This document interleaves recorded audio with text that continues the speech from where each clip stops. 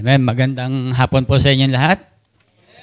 Amen. Sige po, tayo po muna ay manalangin sa Panginoon. Purihin kayo, Diyos. Diyos na dakila, Diyos na makapangyarihan sa lahat. Diyos na Abraham, na Isaac, na Jacob. Diyos na ngayon at magpakailanman. Kami po, Lord, muli ay narito sa lugar panambahan. Lord, narito kami, Lord, nag-gather kami as a family of Salt and Light Church, Panginoon. Thank you, Lord, sa iyong life, sa aming mga buhay. Lord, pinagsasama mo kami, Lord, sa isang layunin.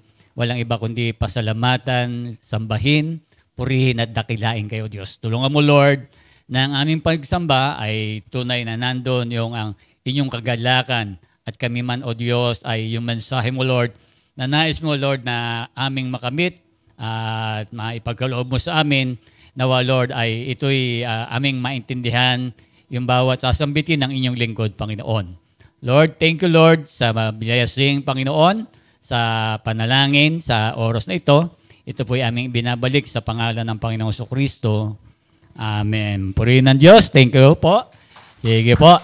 Ngayon po ay tayo po ay nasa pangatlong serye ng Embracing a New Life. Diba, yun po yung pinag-uusapan natin. Next slide. Ayan, natapos na po natin yung new connection na naintindihan natin na nang tayo'y makakilala sa Panginoon, nang tinanggap natin si Kristo, ang ating Panginoong Jesucristo bilang Panginoon at tagapagligtas ng ating buhay, mayroon tayo ng new connection and new relationship to God. Diba, yun yung topic natin na nagkaroon tayo ng pakikipagkasundo sa Diyos at tayo'y namumuhay sa liwanag. Pangalawa, yung last Sunday, yung new citizenship, nalaman natin na meron pala tayong, hindi pala dito yung ating tunay na tahanan. Amen? Ang tunay nating tahanan ay sa langit. Diba? Yung po yung tayo po ay mga citizens of it. Ang ibig sabihin po nun, pansamantala lang tayo rito. At yung siyempre, yung mga nandun, yun lang tatanggap kay Kristo. Hindi lahat. Diba? Yung mga hindi mananampalataya, hindi magsaserve kay Christ, ibang tahanan yung kanilang pupuntahan. Amen? Kaya po, alam natin na tinapik ni Pastora nakaraan, yung mga bagay na pinakita ng Biblia at ng salita ng Diyos na meron talaga tayong pansamantala lang. Yung buhay lang natin dito, kung ano lang yung itatagal mo na mabubuhay ka rito, ay yun lang. Pero sa susunod nating buhay ay wala nang hanggan yon. Walang katapusan. Amen? Kaya dapat ang pinaghahandaan mong lubos, hindi yung dito lang sa lupa. Yung susunod na buhay, yun yung kasi wala nang pangalawa yon. Walang second chance yun, walang rewind yun. Amen? Kaya dito pa lang dapat pag umigihan. Kaya dito nakita nyo, nagsasacrifice tayo dito sa gabing ito. Amen? Ngayon, ito po yung pag-uusapan natin, new family. Next slide. Yan, bagong pamilya. Ano ibig sabihin ng pastor? Meron akong bagong tatay, meron akong bagong... Hindi. Yan pag-uusapan natin na tayo, noong tinanggap mo si Kristo, bilang Panginoon at tagapagligtas ng iyong buhay, nagkaroon ka ng new connection, new citizenship. Ngayon, meron kang bagong pamilya. Yung dati, meron ka ng pamilya, ngayon, magkakaroon ka ng bagong pamilya. Mamaya, makikita natin at maintindihan natin kung ano yung bagong pamilyang yan.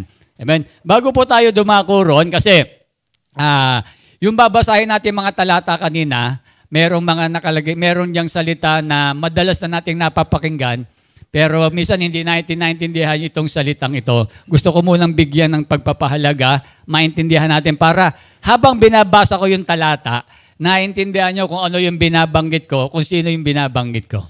Amen? Sige. Sabi dyan, the word Gentile, yung salitang hentil. Amen? Sino na nakabasa niya sa Bible?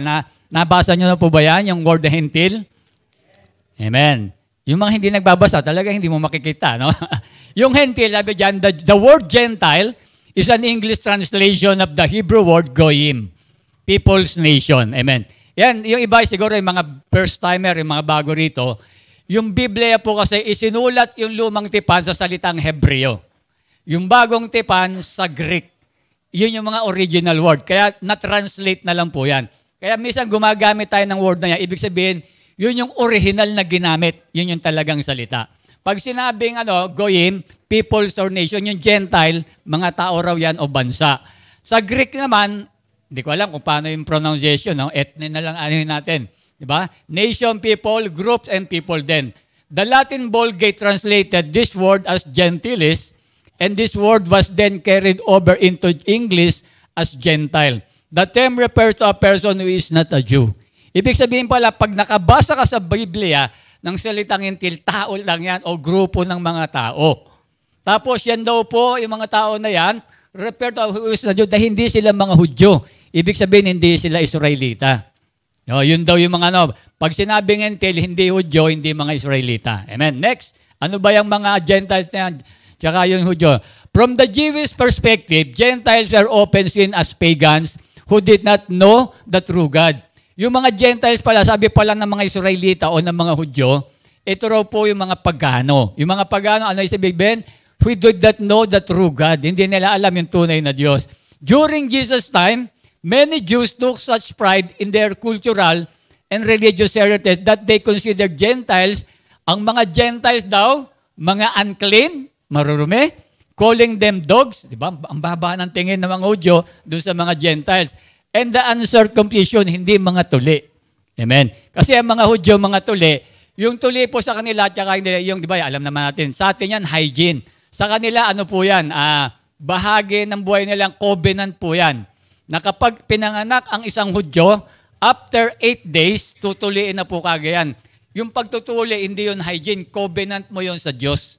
Amen. Kaya, lahat ng mga Hudyo, after na, tinutuli po kagad sila, covenant nila sa Diyos yun. Sabi dyan, the Gentiles and the half-Gentiles were viewed as enemies to be shunned. Diba? Kaya pala, doon po sa Biblia, makikita, binabasa nyo po yan, ang mga Hudyo po, kaaway nila, iniiwasan nila yung mga Hentil. Iniiwasan nila yung mga Samaritano. Kaya kung matatandaan nyo, nung nagkita si Jesus Christ at saka yung babaeng Samaritano, sabi ng babaeng Samaritano, di ba, hindi po kayo nakikipag-usap doon sa mga Samaritano. Ganun po sa kanila yan. Tayo, we are considered Gentiles. Kasi bakit? Hindi naman tayo Hudyo eh. Tama po ba? Pero mamaya, yun lang. Ibig sabihin, yun yung tawag sa atin noon, mga Gentiles po tayo. Lahat ng tao na hindi Hudyo, Hentil ang tawag po ron. Amen. Kaya pag hindi ka Israelites, Hentil po tayo. Amen. Kaya yun po yung makikita natin, yun po yung ibig sabihin ng Gentile. Amen. Kaya ako binabanggit siya kasi yung talatang babasahin ko para maintindihan natin ano yung salitang yan. Ibig sabihin, grupo ng mga tao yan. Amen. Next, ito na po yung talata natin. Ang sabi ng Ephesians 2:11-18, kaya't alalahanin ninyo ang dati nyong kalagayan. Dito po nagsasalita si Pablo sa mga taga-Epeso. Diba doon sa mga simbahan sa Epeso, sabi niya, kaya't alalahanin ninyo yung dati nyong kalagayan. Parang tayo po yung binabanggit niya. Mga Gentiles tayo eh. Tayong dating mga Gentiles. Kayo'y ipananganak ng mga Hintil at dituli ang tawag sa inyo ng mga Hudyo. Ang mga Hudyo naman ay tinatawag ng mga tuli dahil sa ginagawa sa kanilang katawan. Next. Noong panang yon, hiwalay kayo kay Kristo. Di ba? Before, nung hindi pa natin tinatanggap si Jesus Christ, hiwalay tayo kay Christ noon. Hindi kabilang sa bayang Israel at hindi saklaw ng tipan na nakabatay sa mga pangako ng Diyos. Nooy nabubuhay kayo sa mundo nang walang pag-asa at walang Diyos. Before nakita natin. Kasi ang pinili lang ng Diyos, tandaan po natin, ang bansang Israel. Wala tayong mga, Pastor, bakit parang meron yatang favoritism ang Diyos? Wala tayong yun ang gusto ng Diyos. Hindi natin pwedeng, Lord, bakit yan? Hindi mo pwedeng sabihin yun. Diyos yun eh. Diba? Yun ang pinili niya eh. Kaya ibig sabihin tayo noon, mga hindi tayo Hudyo, sabi diyan, wala tayong pag-asa at wala tayong Diyos. Diba? Ganon po tayo noon.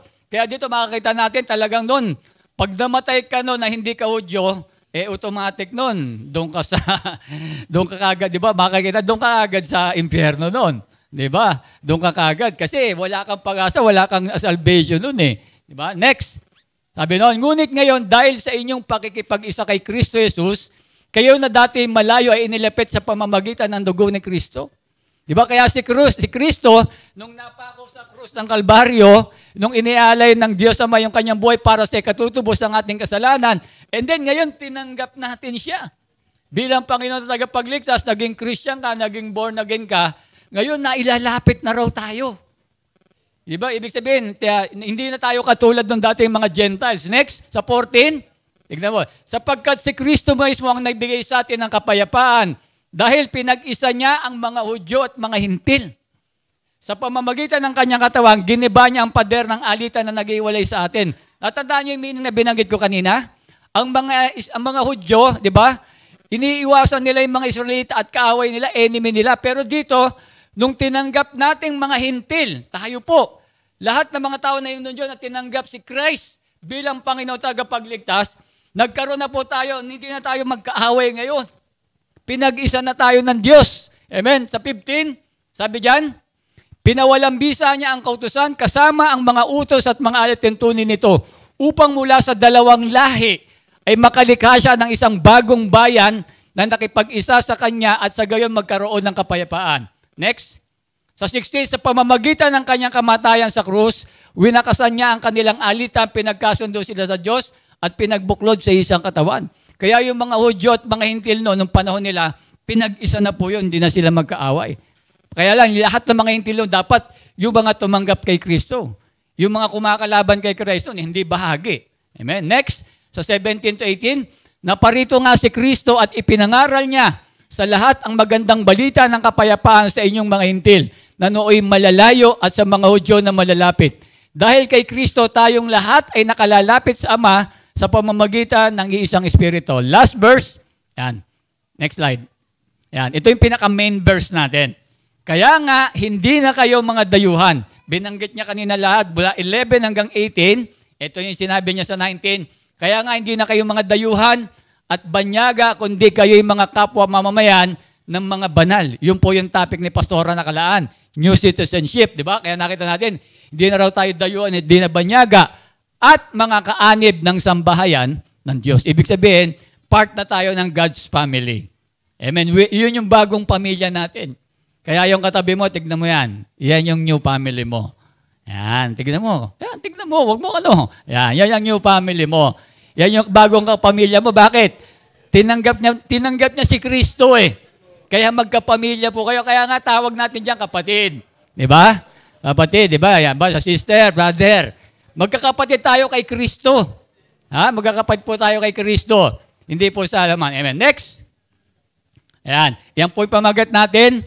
The beauty of being part of God's family. Di ba? Ang kagandahan na maging bahagi tayo ng pamilya ng Diyos. Amen? Maganda ba na naroon ka sa pamilya ng Diyos?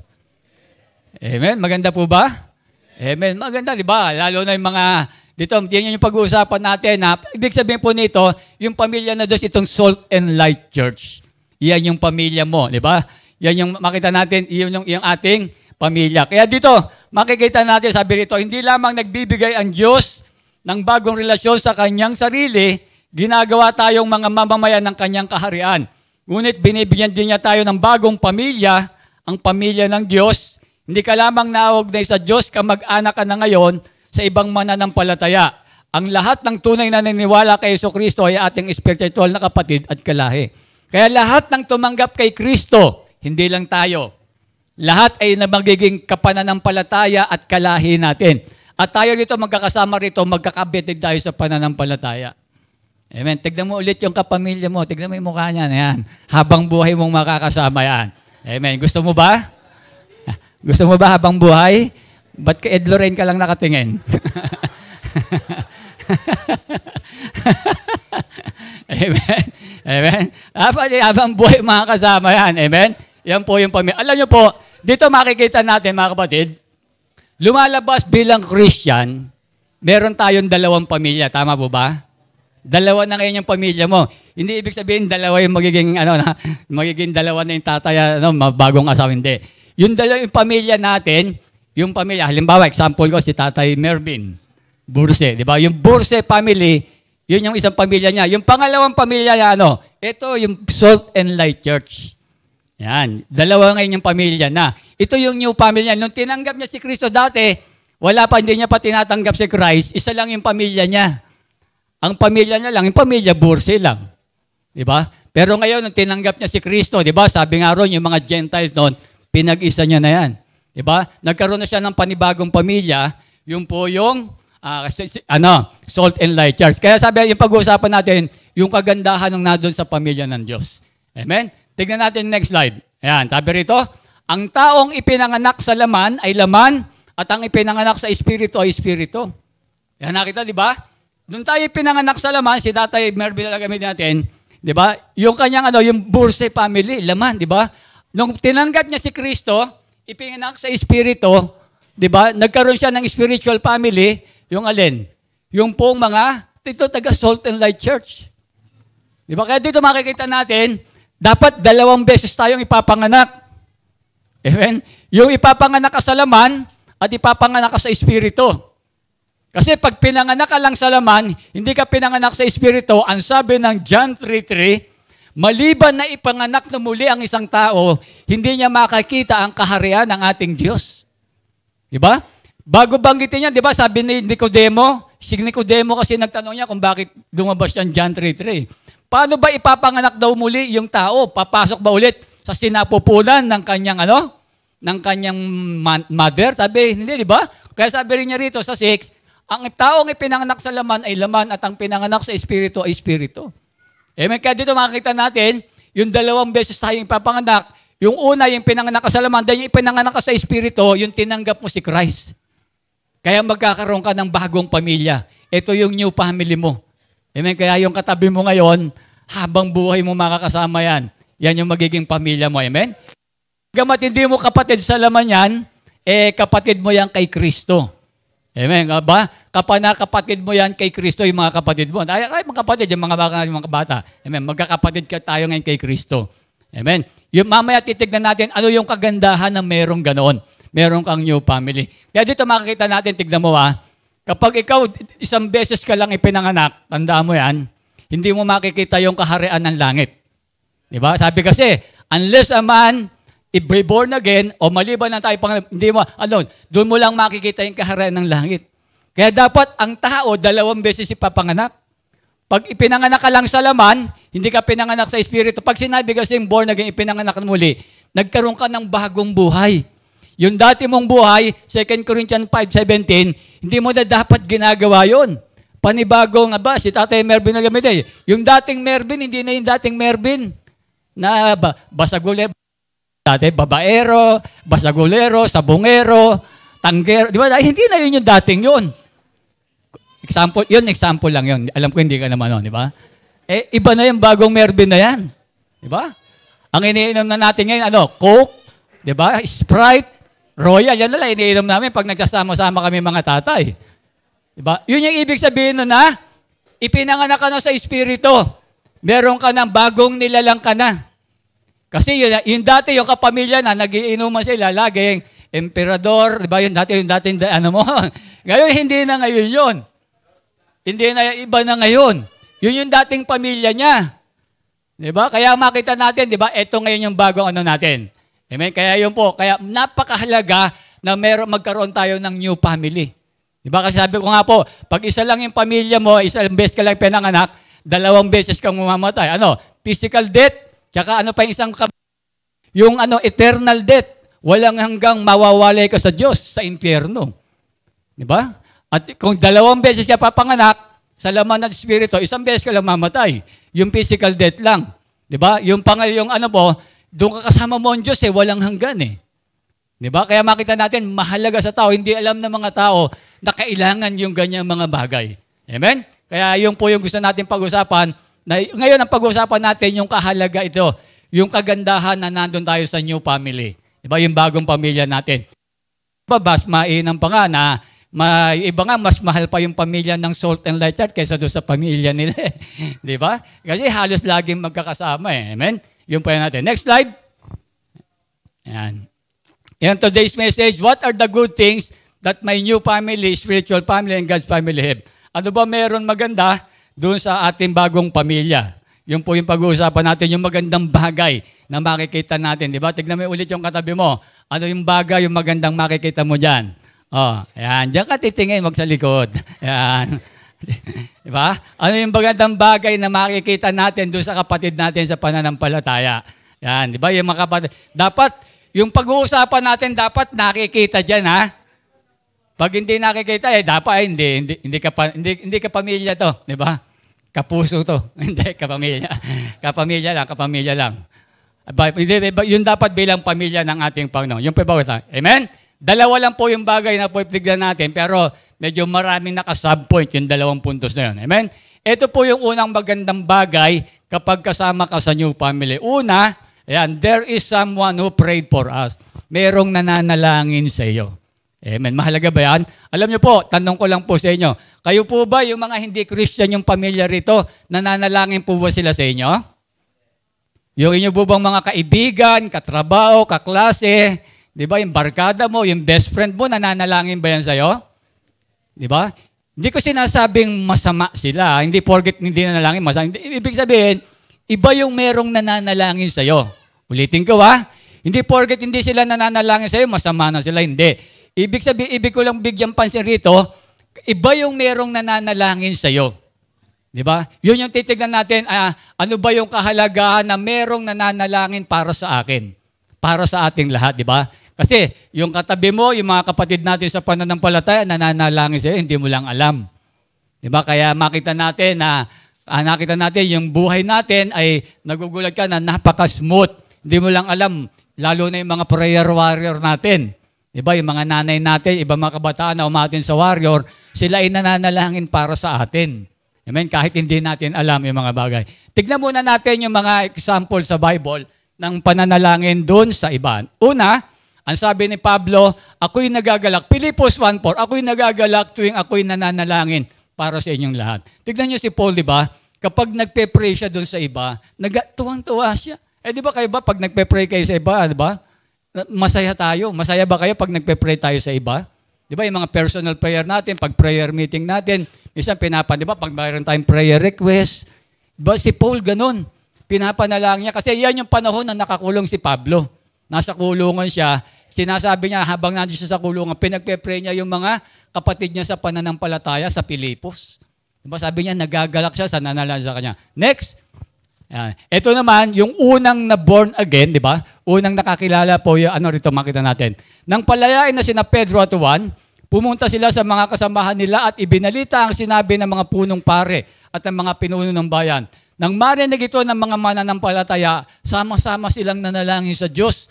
Panginoon, kayo po ang lumikha ng langit at lupa, ng dagat at lahat ng nasa mga ito. Dito makita natin, di ba? Yung mga gawa po, pag binasa nyo po yan, diyan yung makikita yung mga unang churches, yung katulad nito, kung ano yung ginagawa noon. Yung mga alagad nandyan, di ba? Kaya dito nakita nila, nung alam nila na si Peter, magkakaroon sila ng problema, sama-sama silang nanalangin. Di ba? Nanalangin pala sa mga kapatid nila sa panahon. Next, sabi pa sa 2 Corinthians 1:10-11, iniligtas niya kami sa malagim na kamatayan at patuloy na ililigtas. Kami umaasa rin na patuloy niya kaming ililigtas sa tulong ng inyong mga panalangin. Sa gayon, marami magpapasalamat sa Diyos dahil sa pagpapala niya sa amin bilang tugon sa panalangin ng marami. Ayan, nakita natin, di ba? Noon pa lang yung mga katulad po nating mga mananampalataya ni Kristo, noon pa lang talagang sila'y nananalangin na para doon sa mga kapatid nila sa pananampalataya. Amen. Kasi dito lang po, di ba? Doon sa labas, hindi tayo ipapanalangin noon. Ba't mahalaga ba yung panalangin? Mahalaga ang panalangin. Kasi ito yung nag-uugnay sa atin sa Diyos. Di ba? Ito yung kinakausap natin, yung ating Panginoon. Kaya mahalaga yung merong taong nananalangin para sa atin. Amen? Tignan natin yung mga susunod. Sabi diyan, what is the benefit to the person we are praying? Ano ba yung benepisyo na meron kapag merong taong nananalangin sa atin? Amen? Una, being prayed for by other builds unity and strengthens your intimacy with God. Kapag meron palang nananalangin sa atin, sabi diyan, build unity. Nagkakaroon pala, nakakabuo ng isang ng pagkakaisa. At sabi rito, pinatatatag yung intimacy with God. Di ba? Yung pong relationship, di ba? Yung lalo tayong nalalapit sa ating Panginoon. Kapag merong mga taong nananalangin sa atin. Bakit? Kasi pag nakikita mo, pag nalaman mo, pinapanalangin pala ako ni brother.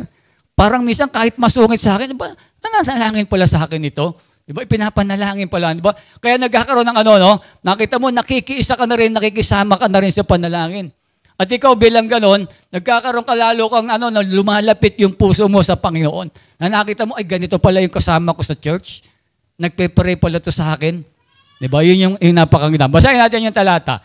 Ang sabi ng Matthew 18:19-20, tandaan ninyo kung ang dalawa sa inyo ay nagkaisa dito sa lupa sa paghingi ng anuman, Ito ipagkakaloob sa inyo ng aking amang nasa langit. Sapagkat saan man may 2 o 3 nagkakatipon sa pangalan ko, naroroon akong kasama nila. Kaya nakita natin kapag merong sama-samang nanalangin, 2 lang daw o 3. Lalo pagigit pa doon, nananalangin tayo.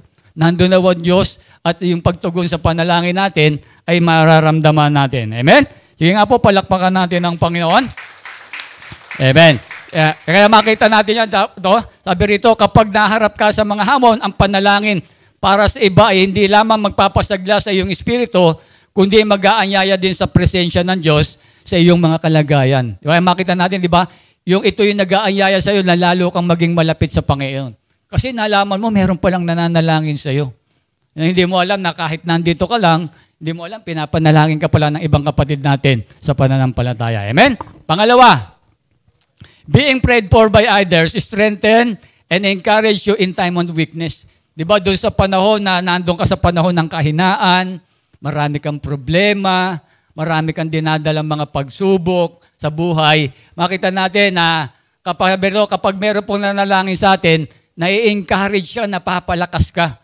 Nalaman mo na meron palang mga nagpapanalangin sa iyo, sa halip na manghina ka, lalo kang lumalakas. Bakit? Alam mo na merong taong nagko-concern sa atin. Amen. Alam mo na merong tao na naglalapit sa iyo sa Diyos. Para yung problema mo, inilalapit nga niya sa Diyos, hindi niya naman problema yon. Ipinapanalangin ka niya. Diba? Saan ka nakakita ng gano'n? Yung iba hindi gagawin yung gano'n. Diba? Yung mga kaibigan natin, hindi naman lahat, hindi ko nilalahat. Diba? Ibang mga tao, pero sa church, dapat ginagawa yon. Kapag nalaman mo, yung katabi mo, yung kasama mo sa church na mayroong problema, pray mo yun. Pagdating ng time ng prayer, o kaya sa prayer meeting, ay ganito, si ano pala, meron ka nito palang prayer. Pwede pag-pray natin. May sakit si ano, ganito, dadalhin sa ospital, pwede pag-pray natin. Di ba? Yung makita natin, pag nakita mong ganon, na ikaw nasa panahon ng kahinaan, nai-encourage ka, na kahit mahina ka, napapalakas ka nito. Di ba? Nakita mo kasi, kaya doon sa una nakita natin, nagbi-build ng unity, yung ganong bagay. Basahin natin yung mga ginawa. Example sa Bible. Una, Paul intercede for Ephesians.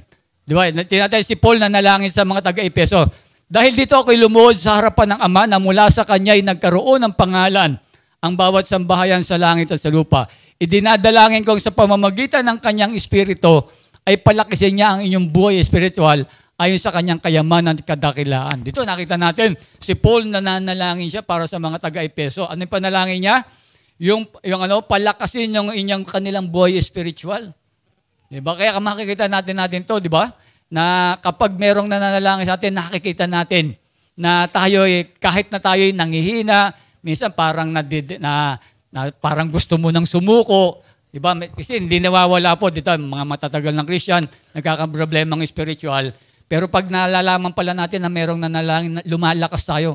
Alam natin na merong tao na talagang gusto niya na ma-uplift yung ating pananampalataya. Amen? Next pa, sabi pa rito, yung kay James, encourage to pray for one another. Kaya nga ipagtapat ninyo sa inyong mga kapatid ang inyong mga kasalanan at ipanalangin niyo ang isa't isa upang kayo'y gumaling. Malaki ang nagagawa ng panalangin ng taong matuwid. Dito, ini-encourage ni James, di ba, ni Santiago, na manalangin sa isa't isa para, di ba, para doon sa pabilis na kagalingan. Next, sabi pa ni Paul to Galatians, magtulungan tayo sa pagbuhat ng pasanin ng bawat isa. Sa gayong paraan ay matutupad ninyo ang kautusan ni Kristo. Di ba, makikita natin kapag may problema sa atin, di ba, minsan doon sa mga chat group natin sa SL, Prayer Warrior, pwede ba, ipanalangin. Di ba, nagtutulungan tayo. Nakikita natin na yung mga kapatid natin na nakikiisa doon sa panalangin, doon sa problemang dinadala natin. Kaya dito makikita mo, hindi lang ikaw yung nagdadala ng problema mo. Merong kakatuwang nananalangin. Di ba? Kaya tayo mga Christian, tayo mga born again, hindi yung problema, hindi natin masyadong pinag-iisip ng gusto yan o hindi tayo nagkakaroon ng mga anxiety, stress, depression. Bakit? Alam mo, merong nananalangin, nagtutulungan tayo rito. O si sister pala, ganito pala, nawalan pala ng trabaho si mister niya. O pag-pray natin. Di ba? Para makakita ng trabaho. O merong darating sa ospital, merong may sakit. Di ba? O merong estudyante na mag-i-exam pala. O pag-pray natin, mag-i-exam pala siya para makapasa. Di ba? Nakita natin nagtutulungan sa pamamagitan ng pananalangin. Kaya nakita natin yung kagandahan na merong family. Di ba? Ewan ko lang kung yung barkada nyo, ganun din yung mga, di ba? Yung mga kaibigan nyo, kasama nyo sa trabaho, ganyan din. Yung kanilang mga kaisipan. Pero sa pamilya ng Diyos, ganyan po. Amen? Kaya kayo po yun, o tayo po yung binabanggit niyan. Dapat tayo, ganyan po yung ginagawa natin. Next. Number 3, being prayed for by others gives the way to healing. Amen? Nakita natin, mas napapadali, di ba? Kapag meron palang nananalangin para, kapag meron karamdaman. Basahin natin yung talata. Sabi dyan, may sakit ba ang sino man, Santiago 5:14 hanggang 15. May sakit ba ang sino man sa inyo? Ipatawag nyo ang matatandang pinuno ng iglesia upang ipanalangin siya at pahiran ng langis sa pangalan ng Panginoon. Next. Pagagalingin ng Diyos ang may sakit dahil sa panalangin may pananampalataya. Palalakasin siyang muli ng Panginoon at kung siya'y nagkasala, patatawarin siya sa kanyang mga kasalanan. Amen, di ba? Nakita natin, marami na tayong experience ng merong dinala sa ospital, humihingi ng prayer. Nakita natin, di ba? Yung nakita natin na merong nananalangin para doon sa, hindi yun naman kamag-anak, merong ibang tao na nanalangin para mabilis na kagalingan.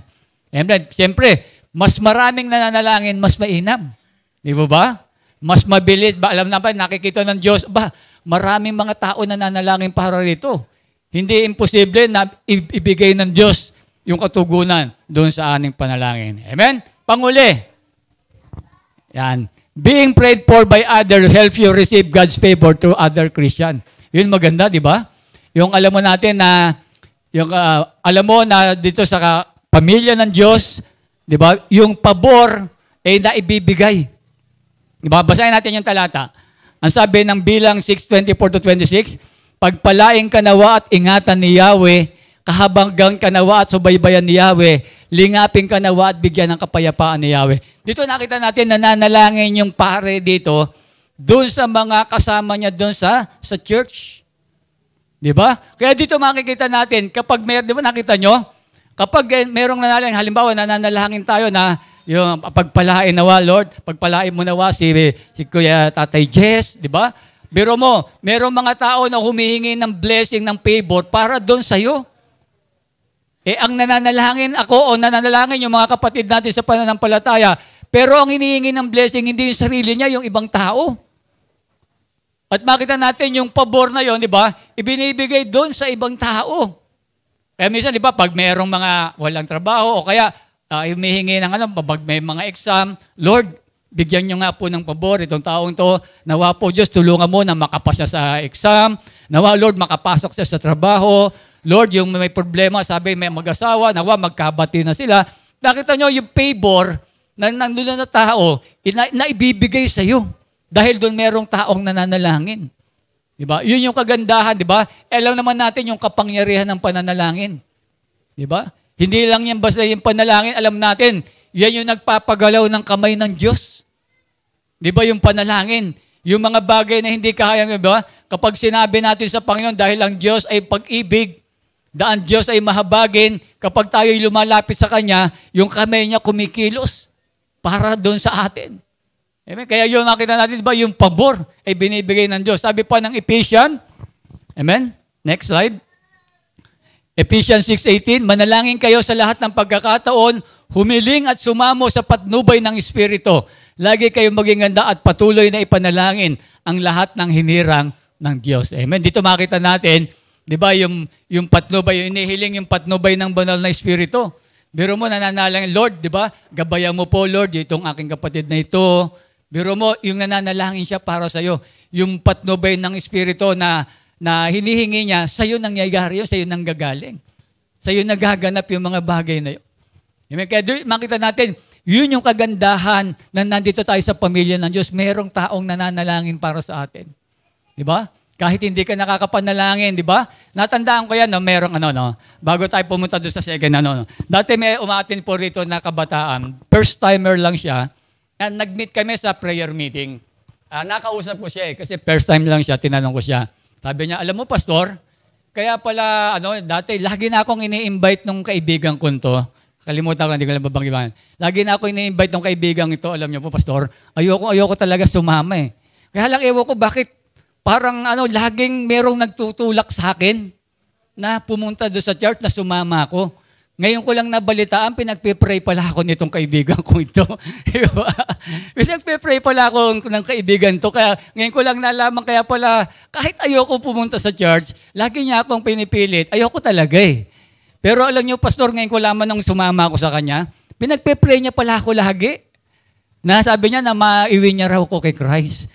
Nakita niyo yung nagagawa ng panalangin. Ganun po yun. Kaya minsan, pag nananalangin kami sa inyo, o yung kapatid, ang Diyos kumikilos doon sa buhay natin.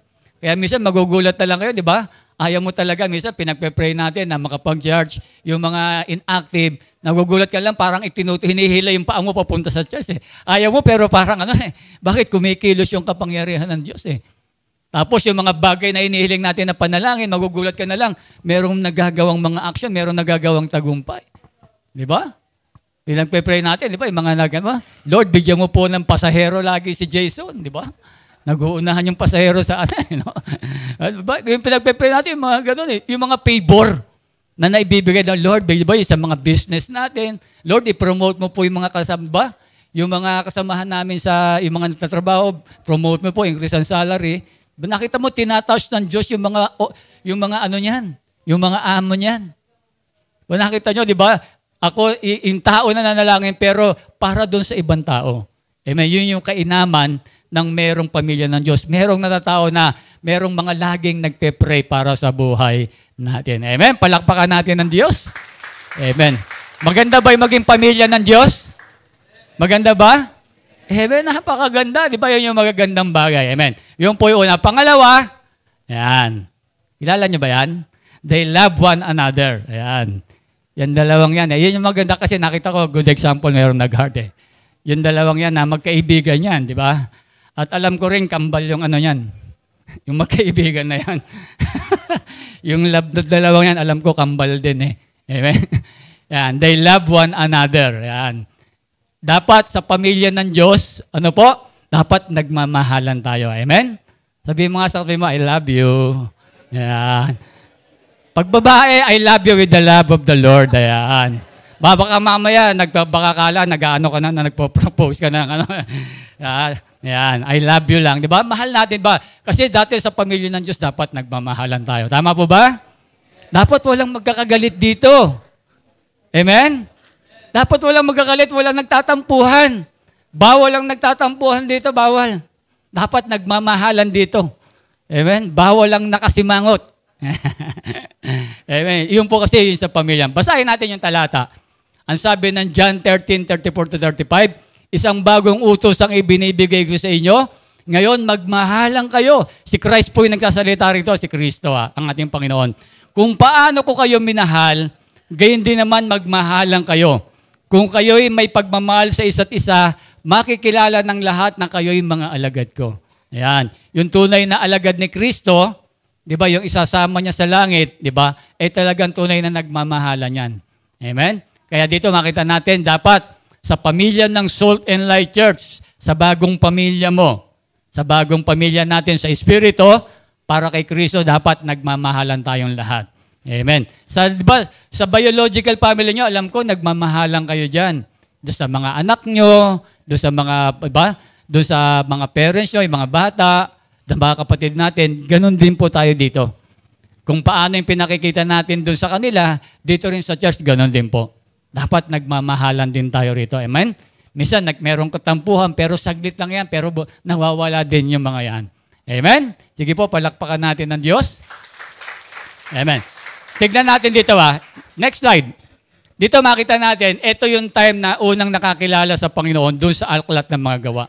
Pagkatapos ko dito ng Pentecostes, yung araw ng Pentecostes, yung nangaral si Pedro.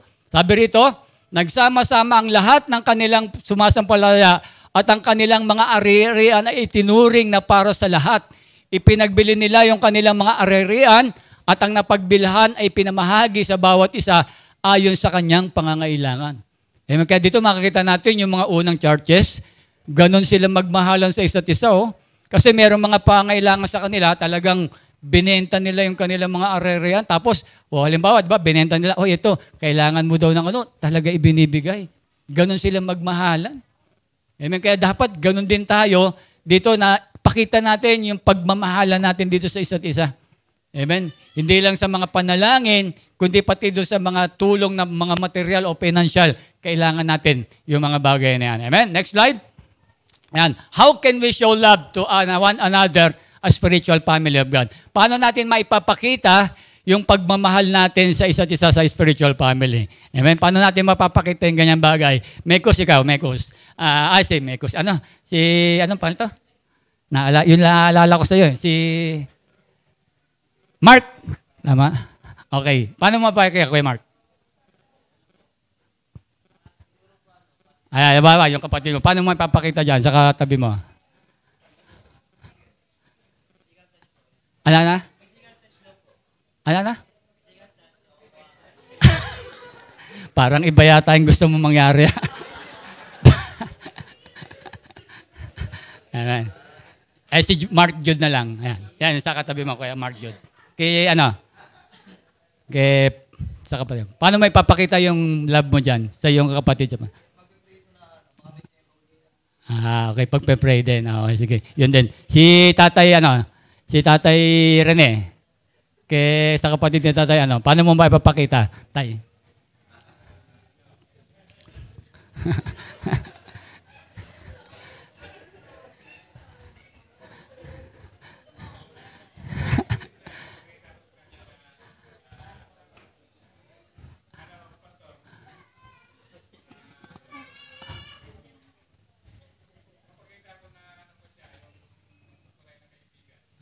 Tunay na kaibigan. Oo, di ba? Sige pa, isa pa natin. Paano to?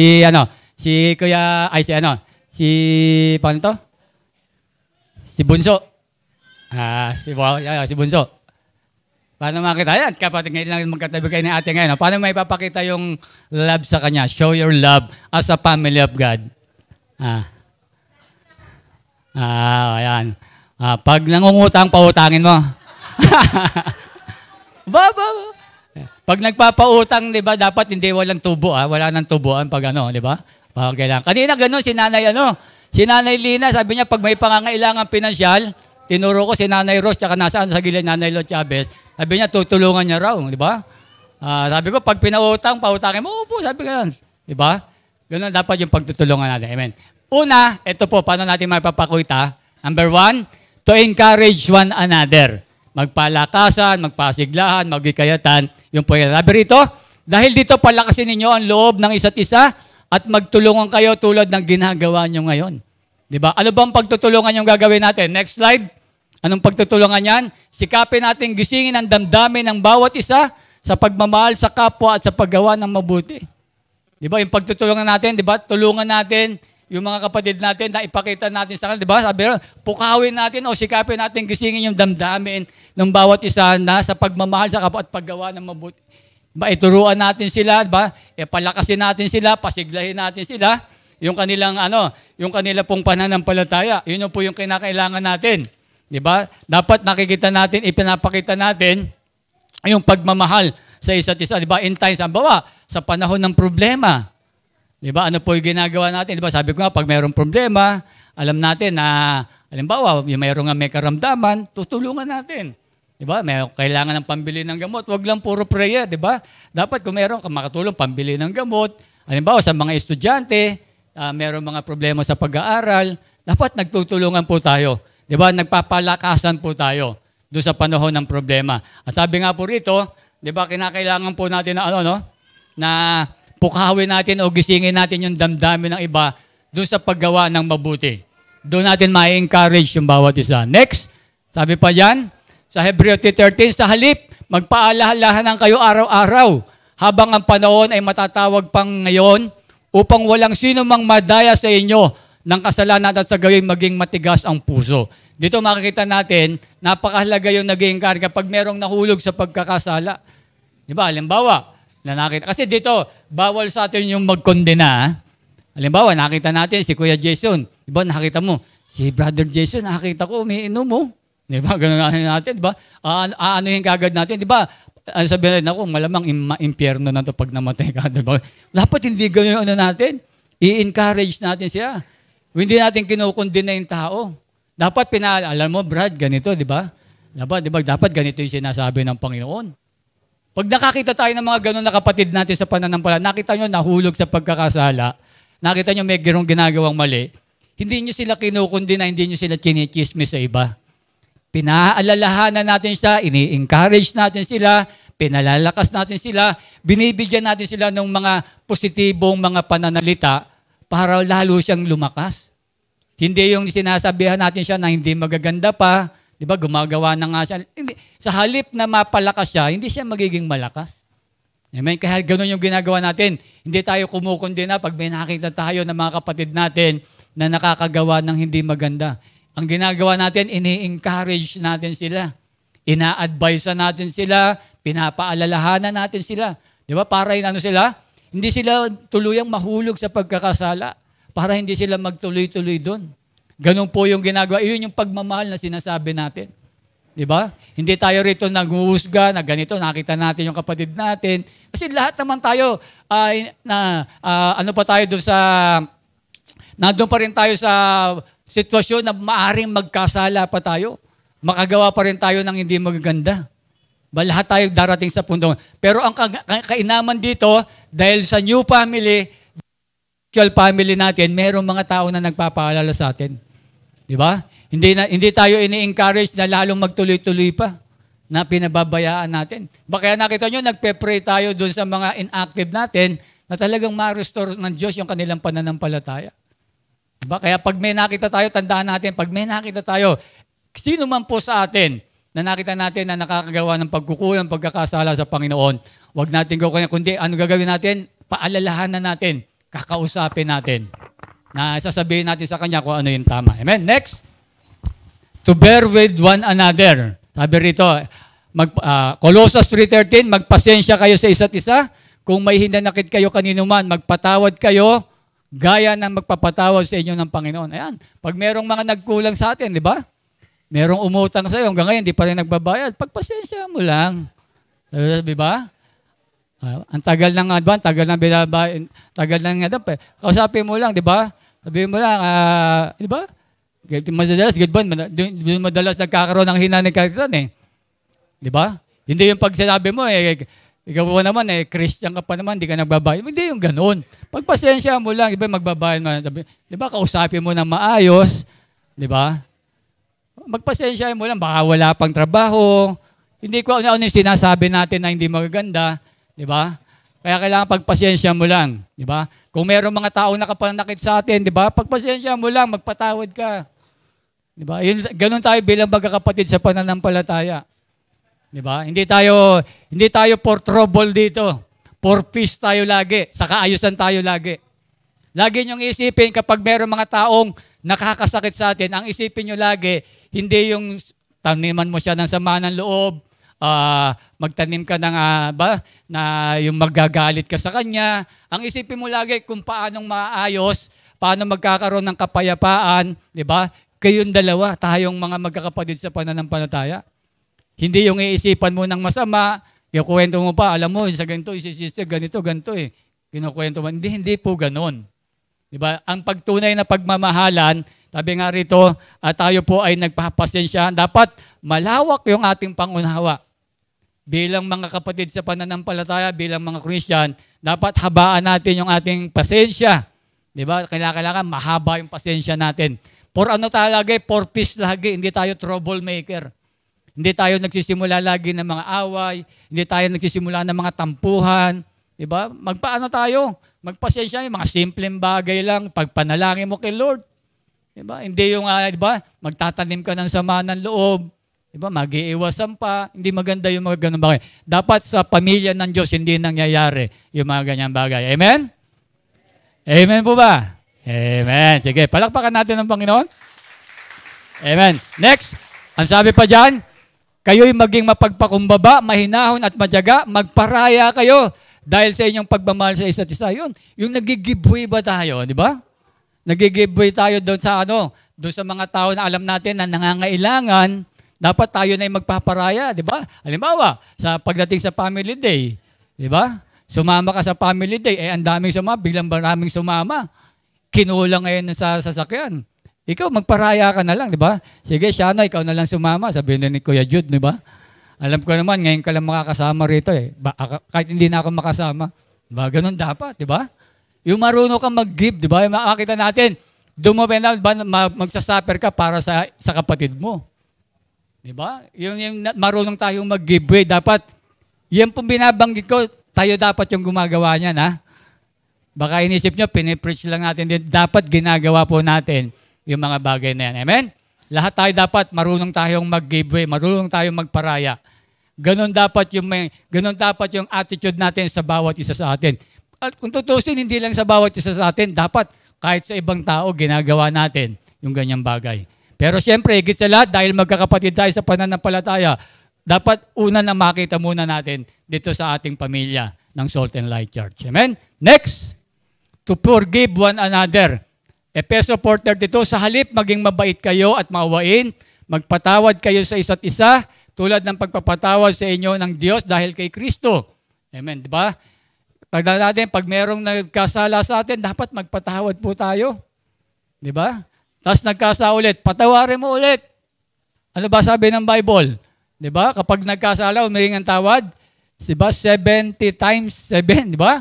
Pag nagpatawad. Ang ibig sabihin lang noon, habang nabubuhay ka, di ba, habang gumagawa, patawad ka lang ng patawad. Ganun lang tayo. Bahalang ang Diyos yung magbago ng kanyang buhay. Panalangin lang natin. Hindi yung, di ba, pag merong nakasakit sa atin, merong gumawa ng hindi maganda sa atin, di ba, sabi ko nga, nagtatanim, hindi natin pinapatawad. Di ba, minsan parang sinasabi natin na pinatawad natin, di ba? Sige, pinatawad na kita, pero hindi, aalis na ako sa grupo nyo. Di ba, parang ganun din. Di ba? Sige, pinatawad na kita, pero bayaran mo yung utang mo, ha? Dapat pag pinatawad, yun talagang mapapakita natin yung tunay na ipinakita mo yung pag-ibig doon. Ganun nga tayo, love one another tayo. Amen. Next, yan pa rin po, sa to forgive. Magpasensya kayo sa isa't isa. Kung may hinanakit kayo kanino man, magpatawad kayo gaya ng pagpapatawad sa inyo ng Panginoon. Di ba kaya yung word na pagpapasensya, di ba yung sorry? Minsan hirap na hirap tayo mag-sorry na, sorry brad ha, medyo nasaktan ka na. Dapat gano'n, di ba? Sorry na, patawarin mo ako. Di ba? Medyo hindi ko nagawang maganda. Minsan hirap na hirap tayo ng gano'n eh. Kaya di ba nakita nyo, kapag ang tao hindi marunong mag-sorry, ano tawag po ron? Mataas ang, alam naman pala lahat eh. Di ba? Mataas ang pride. Hindi kaya mag-sorry, hindi porgit no? Hindi porgit mas nakakataas siya, mas parang hindi pwede mag-sorry. Di ba? Kahit sino man tayo, pantay-pantay tayo, dapat pag may nagkamali, matuto tayo mag-sorry. Kung alam mo na mali ka, bakit hindi ka mag-sorry? Pride yun eh, hindi ka marunong mag-sorry. Di ba? Hindi ka marunong mag-sorry, hindi ka marunong mag-sorry. Pride yung tawag sa ganung bagay. Amen? Sige po. Next. Treat each other equally. Yung pantay-pantay na pagtingin. Sabi ng Romans 15:7, kung paanong kayo'y malugod na tinanggap ni Kristo, tanggapin ninyo ang isa't isa upang mapapurihan ng Diyos. Amen. At sabi pa rito, James 2:1, next slide. Mga kapatid ko, bilang mga mananampalataya kay Yesu Kristo na ating maluwalhating Panginoon, dapat maging pantay-pantay ang tingin nyo sa lahat ng tao. Kaya dapat dito, pantay-pantay po tayo lahat dito. Wala po tayo ritong discrimination, di ba? Ano man yung ating itsura, ano man yung kalalagayan natin sa buhay, ano man yung educational background natin, di ba?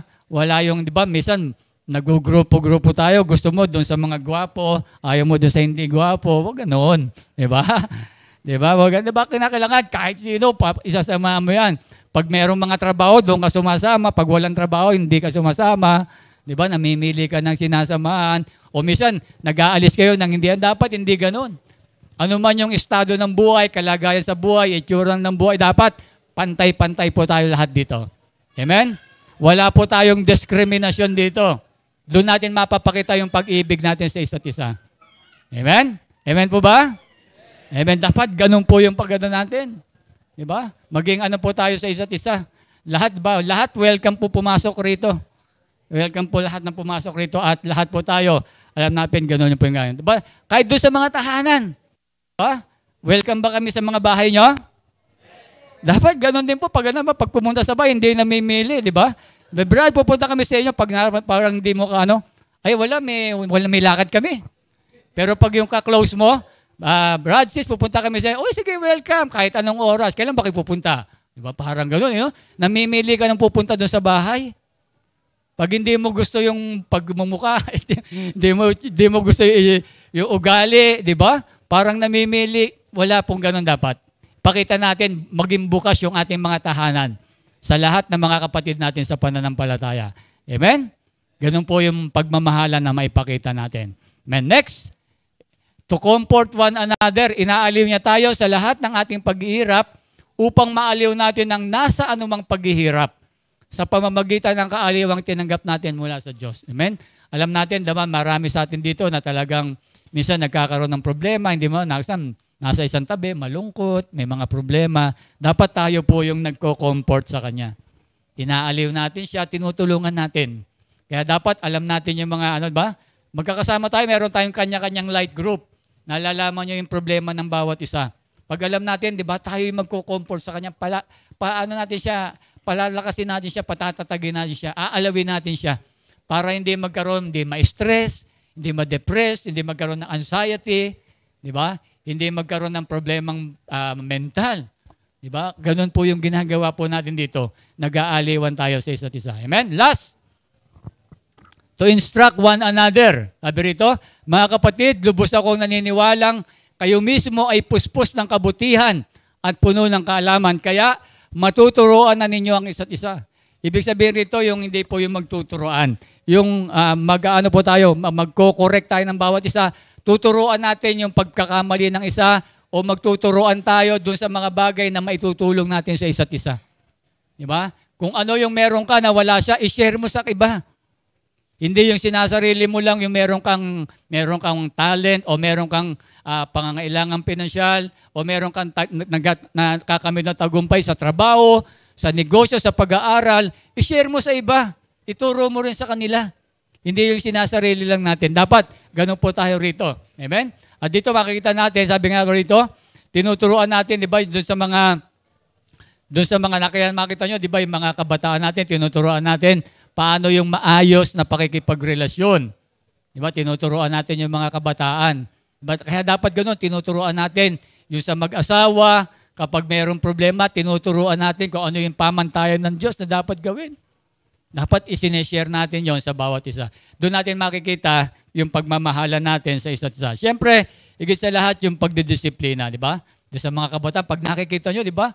Yung mga tayo din, kahit hindi mga kabataan, lahat tayo na narito. Diba? Pag nakita nyo, mayroon kayong medyo hindi disiplinado, medyo kulang sa good moral and GMRC, di ba? Minsan, di ba, yung simpleng pag-inom lang ng tubig, nilalagay pa ron, nandun lang yung basurahan. Turuan mo, Brad, ito lang yung basurahan, lagay mo na, dyan mo na lang lagay, di ba? Tapos, pag umiihi po kayo ron, matulong magbuhos ng di ba? Yung simpleng mga disiplina lang. Di ba? Kaya dapat, tinuturuan natin, hindi mo hindi mo yung sarcastic ka magsalita. Di ba? Kinakailangan tinuturuan mo, kapatid, ganito yung tamang di ba? Yun yung gusto natin na yung pagmamahalan na ipinapakita natin. Yun yung makikita po natin sa pamilya ng Diyos. Amen? Palakpakan nga po natin ang Panginoon. Amen. Sige. Sa ating panghuling talata, next slide. Sa ating panghuli, ang sabi ng Romans 12:9-10. Amen? Maging tunay ang inyong pagmamahalan, kasuklaman ninyo ang masasama at pakaibigin ng mabuti. Sa 10, last verse. Magmahalan kayo bilang magkakapatid at pahalagan nyo ang iba ng higit sa pagpapahalaga nila sa inyo. Amen. Dito mga kapatid, sige po tayo po lahat ay tumayo. Amen. Sa ating pagtatapos mga kapatid, bilang mga magkakapatid tayo sa pananampalataya, sabi diyan, magmahalan kayo bilang magkakapatid. Amen. Sabi ko nga po sa inyo, tayo po ay magkakapatid kay Kristo. Hindi man tayo magkakapatid sa laman, pero tayo po ay magkakapatid kay Kristo. Pakita natin na tayo yung tunay na Kristo sa puso na nasa atin. Amen? Siguro bago tayo dumako sa prayer, pwedeng lalaki sa lalaki, babae sa babae, mag-hug ka ng mga 5 lang po. Lalo na yung mga hindi mo kilala. Yan. Sabi mo, I love you, na? I love you with the love of the Lord. Sige po. Yan. Sige. Lalo na yung mga hindi mo pa kilala. Yung mga hindi mo pa kilala, yan. Yan.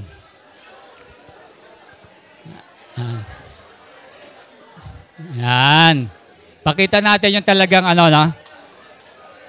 Yan yung talagang tunay na pagmamahalan. Amen. Amen. Sana yung pagmamahalan niya, hindi plastic yan, ha?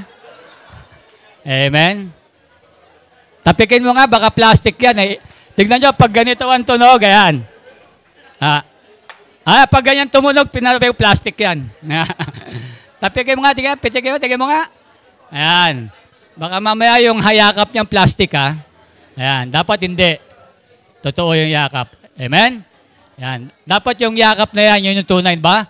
Kahit na, tandaan nyo natin mga kapatid, ha? Yung ating pagiging magkapatid sa pananampalataya, hindi lang sa loob ng church. Kahit nasa labas na kayo. Di ba? Halimbawa, nagkasakay kayo sa tricycle. O, siyempre, ay kapatid, ako na magbabayad sa'yo. Ay, yeah, di ba? O, nagkita kayo sa Jollibee. O, kain ka. Ba? Pasok, kain ka. Sige, order ka na. Di ba? Ganun. Pakita natin ano natin, di ba? Kaya yung ano, hindi lang dito sa loob, ha? Baka mamaya hanggang loob lang kayo. Hanggat sa labas, dala-dala po natin yan. Hanggat sa labas, kahit saan man tayo magkita. Diba? Kahit saan tayo magkita, magkita tayo sa Mindanao, sa ibang bansa. Yung pagiging magkapatid natin sa pananampalataya, dala natin yan. Amen? Dito ka nakakilala kay Kristo, ito yung pamilya mo. Amen? Ito yung pamilya mo. Kaya makita natin, kung saan ka nakakilala, saan ka pinanganak sa Espiritu, yun yung pamilya mo. Amen? Yun yung pamilya mo. Amen? Kaya po dapat, ganun po yung ano natin. Ipakita natin. Yan po yung new family. Ito yung bagong pamilya na kinakasama mo ngayon. Amen? Pag uwi mo sa bahay, yun yung unang pamilya mo, yung biological family mo. Every Sunday, every night dito ka lagi sa church, yan yung new family mo. Amen? Makita natin, ba? Tignan natin kung maipakita natin yung talagang sarap ng pagmamahal ng nasa pamilya ng Diyos. Amen? Ako sa totoo lang, lagi kong binabanggit yan, doon sa aking mga pinsan, sa aking mga kamag-anak sa father and mother side, iba mga kamag-anak, sa totoo lang, mas malapit ako sa inyo po. Hindi dahil pastor lang ako. Nakita ko na mas malapit po talaga ako. Hindi ko sinasabi na hindi ko sila mahal, pero yung ramdam na ramdam ko yung ganong bagay. Na iba kasi lagi tayo magkakasama di ba? Makita mo lang si Jude, talagang si Kuya Francis, di ba? Di ba? Nakita mo yung mga tulong na yung mga ginagawa natin sa isa't isa.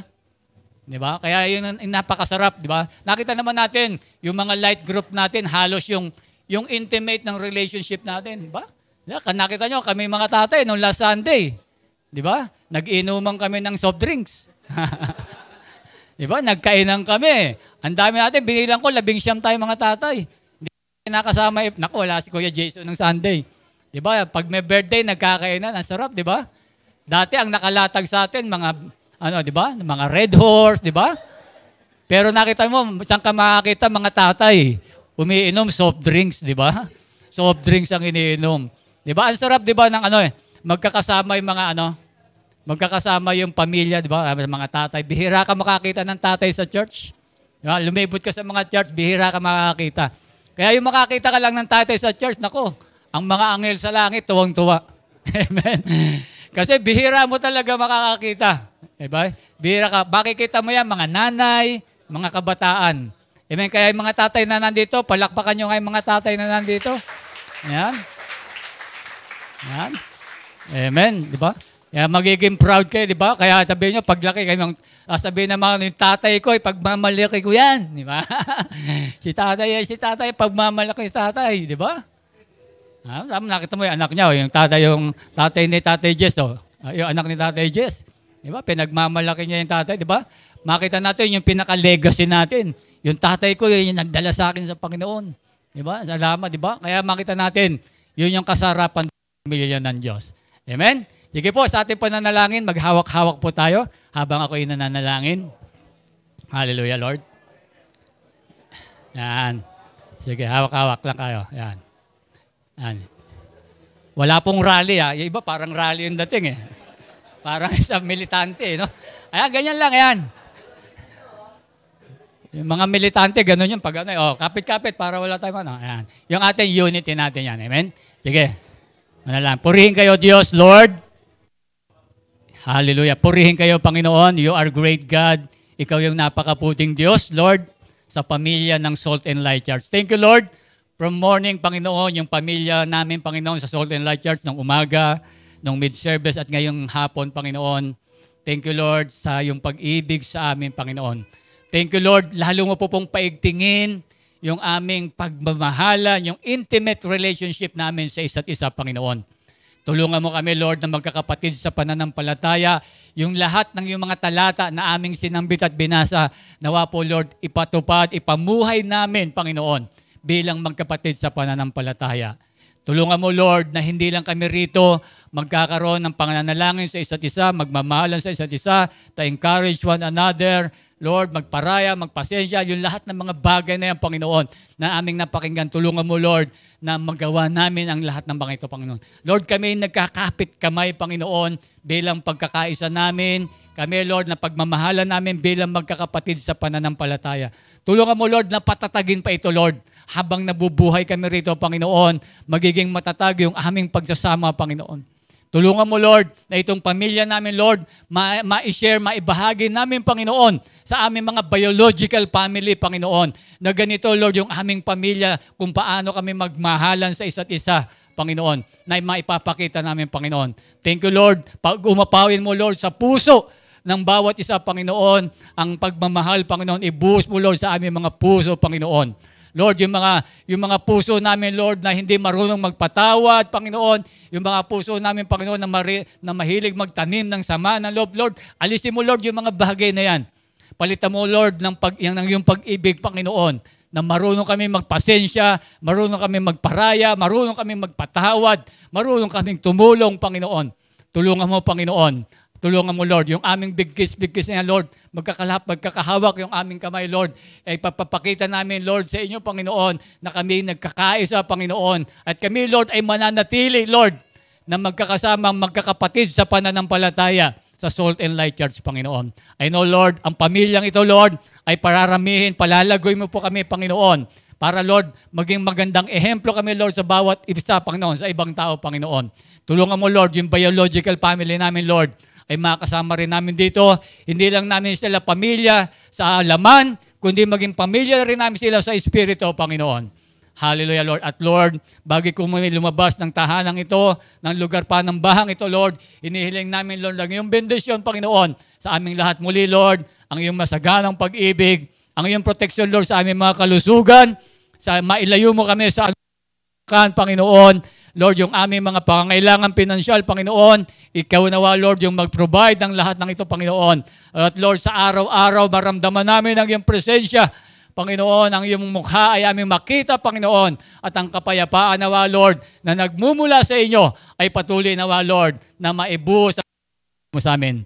Salamat, O Diyos, sa panalangin yan, sa pangalan ni Jesus, lahat po tayo ay magsabi ng Amen. Purihin ng Diyos. God bless po sa inyong lahat.